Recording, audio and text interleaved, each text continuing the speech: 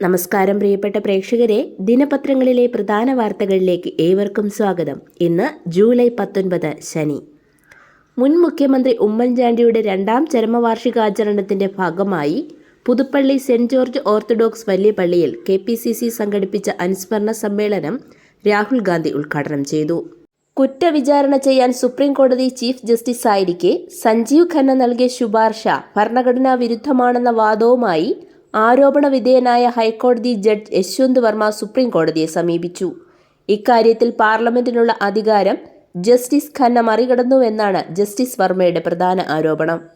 ഔദ്യോഗിക വസതിയോട് ചേർന്ന ഔട്ട് ഹൗസിൽ കത്തിയ നിലയിൽ നോട്ടുകെട്ടുകൾ കണ്ടെത്തിയതിലും ജസ്റ്റിസ് ഖന്ന സ്വീകരിച്ച തുടർ നടപടികളിലും ദുരൂഹത ആരോപിച്ചാണ് ഹർജി. ജസ്റ്റിസ് ഖന്ന നിയോഗിച്ച 3 അംഗ അന്വേഷണ സമിതിയുടെ റിപ്പോർട്ടും തുടർന്നുള്ള നടപടികളും റദ്ദാക്കണമെന്നും ആവശ്യപ്പെട്ടിട്ടുണ്ട്.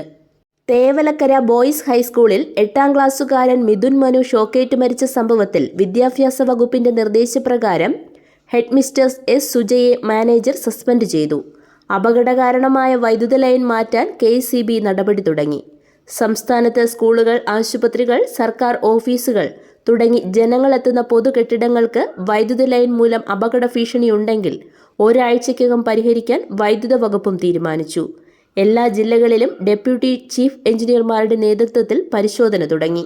രജിസ്ട്രാറുടെ സസ്പെൻഷനെ തുടർന്ന് കലാപസമാന സാഹചര്യം രൂപപ്പെട്ട കേരള സർവകലാശാലയിൽ 20 ദിവസത്തിന് ശേഷം vice chancellor doctor Mohan Kunnummal തിരിച്ചെത്തിയത് അനുരഞ്ജന നീക്കത്തിന്റെ ഭാഗമായി.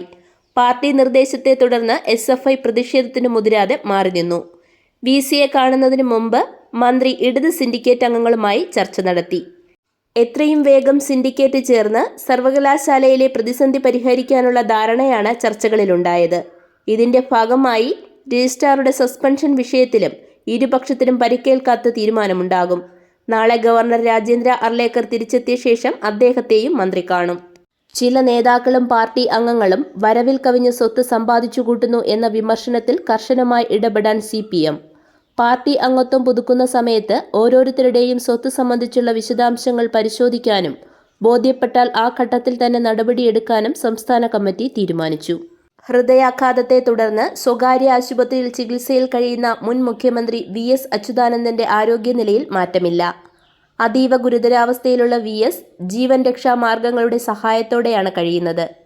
ശ്വസന തടസ്സമുള്ളതിനാൽ വെന്റിലേറ്റർ സംവിധാനവും രക്തം ശുദ്ധീകരിക്കാൻ ഡയാലിസിസും തുടരുകയാണെന്ന് ആശുപത്രി അധികൃതർ അറിയിച്ചു.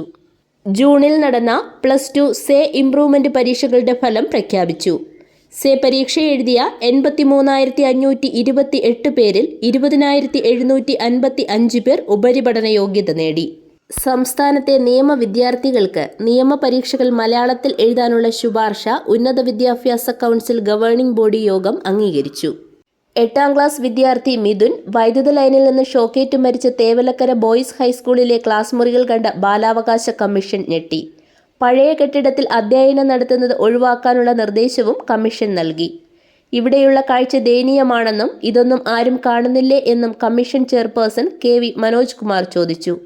ഹൈടെക് സംവിധാനത്തിലാണ് സ്കൂളുകൾ പ്രവർത്തിക്കുന്നത് എന്നവകാശപ്പെടുമ്പോൾ ഇവിടെ കാണുന്ന കാഴ്ച ദയനീയമാണ്. ഇരിക്കാൻ നല്ല ബെഞ്ചോ എഴുതാനുള്ള നല്ല ഡെസ്കോ ഇല്ലാത്ത അവസ്ഥ. ഓടുമേഞ്ഞ കെട്ടിടം ശോചനീയാവസ്ഥയിലാണെന്നും സ്കൂൾ സന്ദർശിക്കുന്നതിനിടെ അദ്ദേഹം പറഞ്ഞു. സാമ്പത്തിക വർഷത്തിന്റെ ആദ്യ പാദത്തിൽ റിലയൻസ് ഇൻഡസ്ട്രീസിന് ലാഭത്തിൽ മുൻവർഷം ഇതേ പാദത്തേക്കാൾ 78.31% വർധന. ചരിത്രത്തിലെ ഏറ്റവും ഉയർന്ന ലാഭവർധനയാണിത്. കമ്പനിയുടെ ലാഭം 26,994 കോടി രൂപയിലേക്ക് ഉയർന്നു. യാത്രകൾ സുഗമമാക്കുന്ന KSRTC ട്രാവൽ കാർഡ് സ്വന്തമാക്കിയത് 1,961,061 പേർ. അപേക്ഷകർ വർദ്ധിച്ചതിനാൽ 5 ലക്ഷത്തോളം ട്രാവൽ കാർഡുകളാണ് KSRTC ഉടൻ എത്തിക്കുന്നത്. 73,000-ലധികം വിദ്യാർത്ഥികൾ സ്മാർട്ട് ഓൺലൈൻ കൺസെഷൻ കാർഡിന് അപേക്ഷിച്ചിട്ടുണ്ട്. KSRTCയുടെ ചലോ ആപ്പ് 1,20,000 പേരാണ് ഡൗൺലോഡ് ചെയ്തത്. 100 രൂപയാണ് കാർഡിന്റെ ചാർജ്. റീചാർജ് ചെയ്ത് ഉപയോഗിക്കാം. 1 വർഷമാണ് കാലാവധി. കാർഡ് മറ്റൊരാൾക്ക് കൈമാറാനും തടസ്സമില്ല. കാർഡ് പ്രവർത്തിക്കുന്നില്ലെങ്കിൽ തൊട്ടടുത്ത KSRTC സ്റ്റാൻഡിലെത്തി അപേക്ഷ നൽകിയാൽ 5 ദിവസത്തിനുള്ളിൽ പുതിയത് ലഭിക്കും. എന്നാൽ കാർഡിന് കേടുപാട് സംഭവിച്ചാൽ പകരം കാർഡ് ലഭിക്കില്ല. കുറഞ്ഞത് 50 രൂപയ്ക്കും പരമാവധി 3000 രൂപയ്ക്കും കാർഡ് ചാർജ് ചെയ്യാം. ഇന്ത്യ ഇംഗ്ലണ്ട് രണ്ടാം വനിതാ ഏകദിനം ഇന്ന് ഉച്ചകഴിഞ്ഞ് 3:30 മുതൽ. ലോക ക്രിക്കറ്റിലെ പണച്ചാക്കായ BCCIയുടെ വരുമാനത്തിൽ റെക്കോർഡ് വർധന. 2023-24 സാമ്പത്തിക വർഷത്തിൽ 9,741.7 കോടി രൂപയാണ് ഇന്ത്യൻ ക്രിക്കറ്റ് കൺട്രോൾ ബോർഡിന്റെ വരുമാനം. ഇതിൽ 5,761 കോടി രൂപയും എത്തിയത് IPL 2020 നടത്തിപ്പ് വഴിയെന്നാണ് റിപ്പോർട്ട്.